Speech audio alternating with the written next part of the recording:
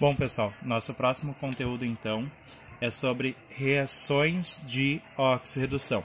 Reações de oxirredução são aquelas reações onde sempre vai haver a transferência de elétrons de uma substância para outra, ou seja, vai ter uma substância perdendo elétrons e outra substância recebendo esses elétrons que foram perdidos.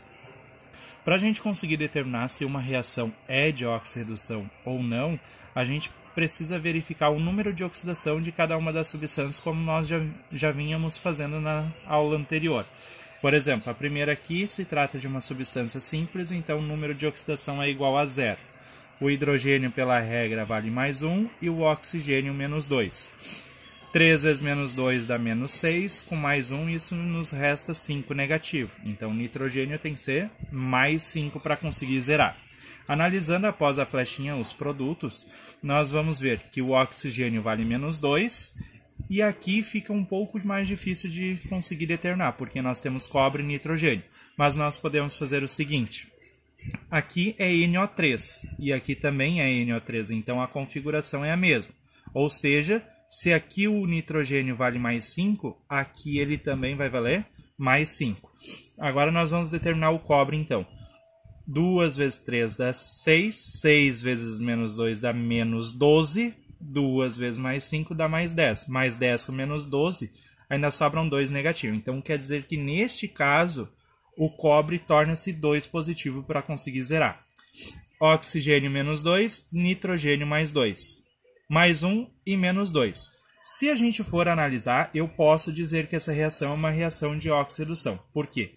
Porque neste caso, se nós formos analisar o elemento cobre, inicialmente ele possui número de oxidação igual a 0 e após a flechinha ele possui número de oxidação igual a mais 2. O que a gente pode deduzir a partir disso? Que de 0 ele foi para mais 2, aumentou o número de oxidação. E quando aumenta o número de oxidação, a gente diz que essa substância ela perdeu elétrons. Neste caso, ela perdeu 2 elétrons, porque a variação vai de 0 para mais 2. Então, eu especifico que ela perdeu 2 elétrons. Toda substância que perder elétrons, nós vamos dizer que ela sofreu um processo que a gente denomina de oxidação. Então, toda substância que perder elétrons, a gente diz que sofreu oxidação. Se tem alguém perdendo elétrons, tem que ter alguém ganhando esses elétrons. Então, tem que ter mais um elemento sofrendo variação. Se a gente analisar o hidrogênio aqui é mais 1 e do outro lado continua mais 1. Nada foi mudado.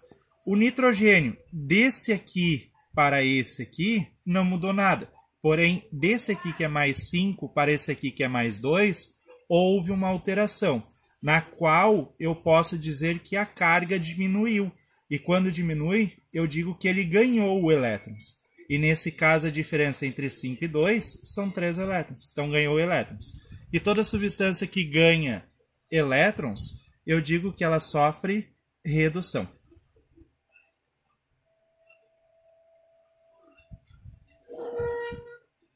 Tranquilo até aí? Então eu tenho que lembrar, toda substância que aumentar o número de oxidação, eu digo que perdeu elétrons, ou seja, sofreu o processo de oxidação. E toda substância que diminuir, eu digo que ganhou elétrons e sofreu redução.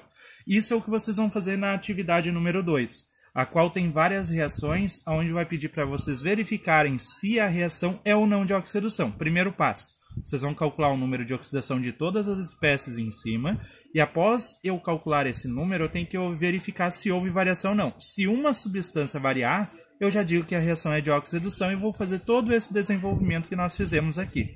Agora, caso permaneça tudo igual e nada mude, eu vou escrever não é reação de oxirredução. É isso aí.